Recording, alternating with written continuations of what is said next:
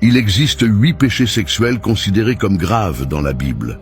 Les péchés sexuels, souvent déguisés en normaux ou acceptables, ont le pouvoir de détruire des vies, des relations et surtout notre connexion avec Dieu.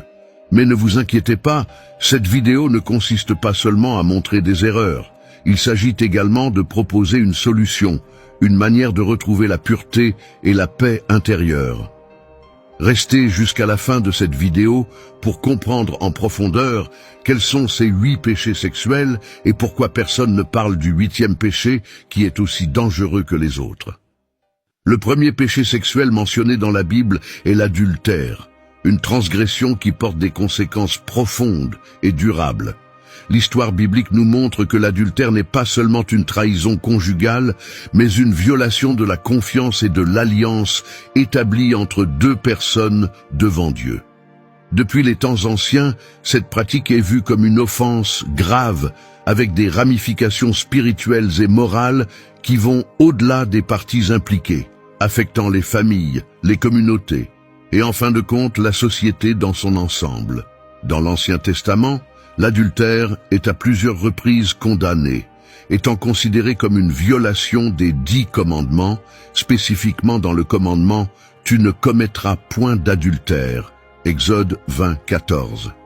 Les conséquences de l'adultère sont dévastatrices, tant sur le plan spirituel qu'émotionnel. Spirituellement, l'adultère est une offense directe contre Dieu, qui a créé le mariage comme une union sacrée et inviolable.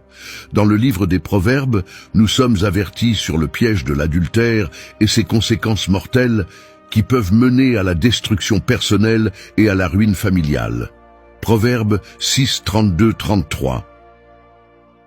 Le deuxième péché que nous aborderons est la fornication, qui, selon la Bible, est l'acte sexuel entre 2 personnes non mariées.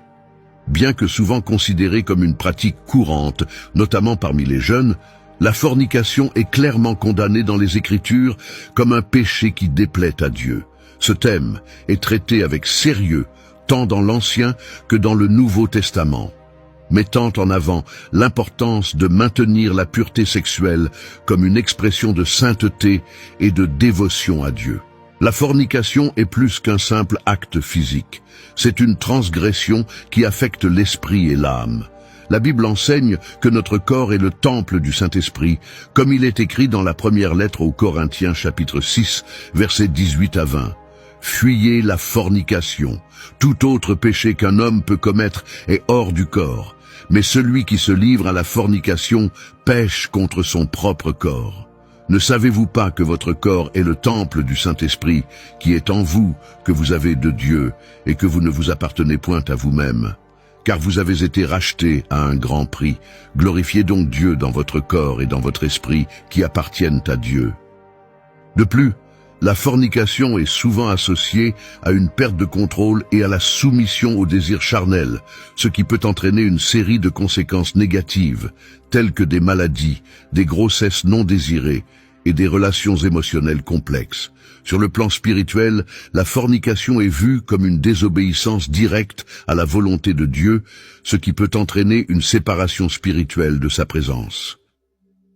Le troisième péché que nous aborderons est la prostitution, un sujet que la Bible traite avec clarté et sérieux. La prostitution se distingue des autres péchés sexuels par son caractère de commercialisation du corps, que ce soit dans des contextes physiques ou virtuels, comme dans la production et la consommation de contenus pornographiques. Cette pratique est condamnée dans les Écritures comme une offense grave contre Dieu et contre la dignité humaine. La Bible nous enseigne que le corps est un temple sacré, destiné à glorifier Dieu. Dans Deutéronome 23, il est écrit « Il n'y aura point parmi les filles d'Israël de prostituées dans le service du temple, ni d'hommes prostitués parmi les fils d'Israël. Tu n'apporteras point le salaire d'une prostituée, ni le prix d'un chien dans la maison de l'Éternel, ton Dieu, pour quelque vœu que ce soit. Car ils sont également en abomination à l'Éternel, ton Dieu. » Ce texte souligne que l'utilisation de gains provenant de la prostitution, que ce soit à des fins religieuses ou autres, est détestable aux yeux de Dieu, reflétant le rejet divin de la commercialisation du corps et de la dégradation que cela représente. Consommer de la pornographie équivaut également à soutenir la prostitution, car cela implique l'exploitation du corps humain et la réduction des personnes à de simples objets de désir. Cette pratique est une forme moderne de prostitution, où le corps est vendu souvent sous l'illusion de l'anonymat ou de la distance. Cependant, l'impact spirituel et émotionnel est profond, affectant tant les producteurs que les consommateurs. Dans Matthieu 5, 28, Jésus enseigne que quiconque regarde une femme pour la convoiter a déjà commis un adultère avec elle dans son cœur. Cela souligne que le péché ne réside pas seulement dans l'acte physique, mais aussi dans les intentions et les désirs qui mènent à l'exploitation et au péché. Le quatrième péché que nous aborderons est l'homosexualité, un sujet qui suscite de nombreuses discussions et sensibilités. Selon la Bible, l'homosexualité est considérée comme un péché, une pratique qui va à l'encontre du plan divin pour la sexualité humaine.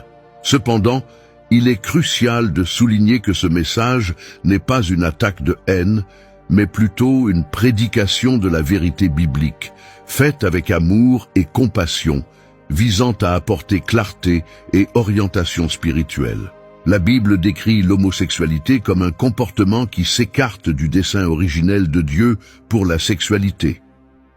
Dans Romains chapitre 1, versets 26 et 27, l'apôtre Paul écrit « C'est pourquoi Dieu les a livrés à des passions infâmes, car leurs femmes ont changé l'usage naturel en celui qui est contre nature. De même aussi les hommes, laissant l'usage naturel de la femme, se sont enflammés dans leurs désirs les uns pour les autres, hommes avec hommes, commettant des choses honteuses et recevant en eux-mêmes la rétribution due à leur égarement. » Ce verset souligne que l'homosexualité est vue comme une pratique qui s'écarte de l'ordre naturel et divin. L'homosexualité, selon la perspective biblique, est un comportement et non une maladie. Il est important d'éviter toute stigmatisation ou jugement injuste des personnes qui s'identifient à cette pratique. Le message est de compassion et de recherche de la vérité, rappelant que tous les êtres humains sont créés à l'image de Dieu et sont aimés par lui. La prédication n'est pas une condamnation, mais une invitation à la transformation et à la recherche d'une vie alignée avec les enseignements du Christ. Ceux qui s'identifient à la pratique homosexuelle sont encouragés à chercher de l'aide et à trouver la liberté en Jésus-Christ. La Bible enseigne qu'en Christ, il y a le pouvoir de transformation et de renouveau de toutes les facettes de la vie, y compris la sexualité. Le cinquième péché que nous aborderons est la sensualité, caractérisée par l'exhibition indécente du corps. Selon la Bible, cette pratique est considérée comme un péché, car elle déshonore le corps, qui est le temple du Saint-Esprit. La manière dont nous nous habillons et présentons notre corps au monde reflète comment nous honorons ou déshonorons la création divine et la présence de Dieu en nous. La pratique de se vêtir de manière provocante est souvent associée à la luxure, qui est répertoriée comme une des œuvres de la chair dans Galates 5, versets 19 à 21. Ce passage dit « Or, les œuvres de la chair sont manifestes. Ce sont l'adultère, la fornication, l'impureté, la lasciveté, l'idolâtrie, la magie, les inimitiés, les querelles, les jalousies, les colères, les rivalités, les divisions, les sectes, les envies, les meurtres, les beuveries, les excès de table et les choses semblables à celles-là. Je vous préviens, comme je l'ai déjà fait, que ceux qui commettent de telles choses n'hériteront point le royaume de Dieu. » Ici, la luxure est comprise comme un désir désordonné et immoral qui détourne l'attention de la pureté et de la sainteté que Dieu attend de ses fidèles. La mode et la culture contemporaine promeuvent souvent des normes vestimentaires encourageant l'exposition indécente du corps, contribuant à une culture d'objectification et de superficialité. Cela souligne la nécessité de discernement et de modestie, rappelant que notre comportement et notre apparence doivent refléter notre identité en Christ et notre engagement envers la sainteté. Le 6e péché que nous discuterons est la masturbation, un sujet souvent entouré de tabous et de controverses. Bien que certaines études modernes suggèrent que la masturbation peut avoir des bienfaits pour la santé, il est important d'analyser les risques spirituels qu'elle peut poser. La raison centrale de cette perspective est que la masturbation implique d'utiliser le corps d'une manière qui n'honore pas Dieu, s'écartant du but original de la sexualité tel qu'établi dans les Écritures. La Bible, bien qu'elle ne mentionne pas explicitement la masturbation, aborde les principes de pureté et de contrôle du corps. Dans 1 Thessaloniciens 4, versets 3 à 5, il est écrit « Car c'est ici la volonté de Dieu, votre sanctification. C'est que vous vous absteniez de la fornication, que chacun de vous sache posséder son vase dans la sainteté et l'honneur, non dans la passion de la convoitise, comme les païens qui ne connaissent pas Dieu. » Ce texte souligne l'importance de contrôler son corps avec sainteté et honneur, évitant les pratiques qui alimentent des désirs impurs ou des convoitises. La masturbation, souvent accompagnée de fantasmes ou de consommation de pornographie, est vue comme un éloignement de cette sainteté. Il est important d'aborder la question de la masturbation avec compassion et compréhension, en reconnaissant les luttes individuelles que beaucoup rencontrent. Cependant, il est aussi essentiel de chercher à vivre selon les normes de Dieu qui appellent à une vie de pureté et de sainteté.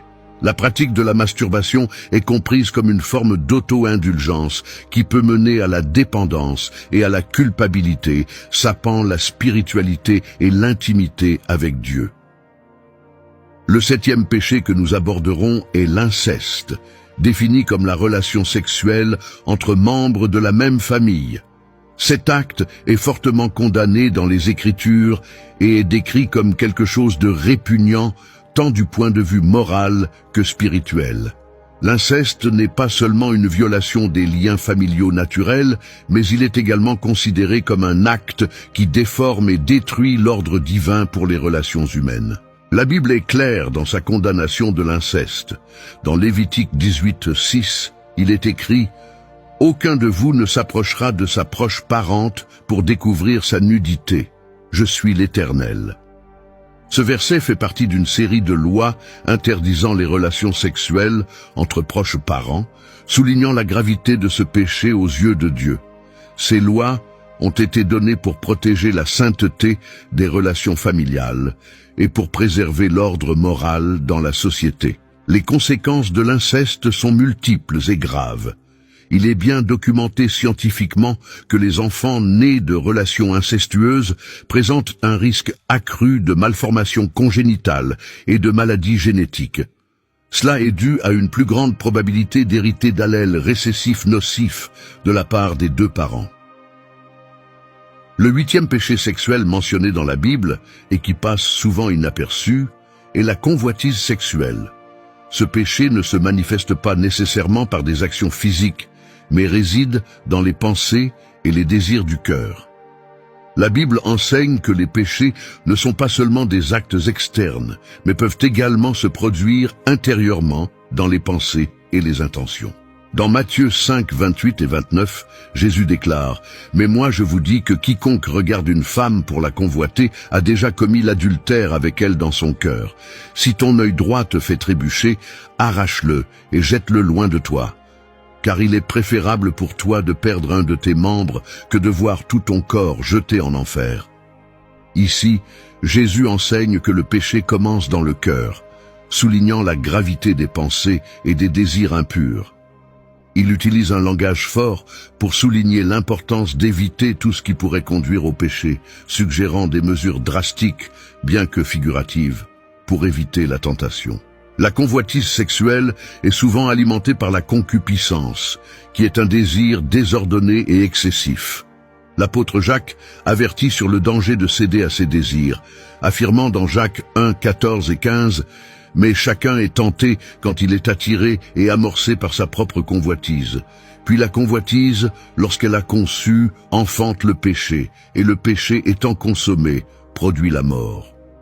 Ce passage décrit un processus qui commence par le désir, menant à la tentation, et culminant dans le péché qui, à son tour, entraîne la mort spirituelle. Il est facile de se laisser emporter par les normes et les tentations du monde. Mais rappelez-vous que la Bible nous appelle à une vie différente, une vie de transformation et de renouveau.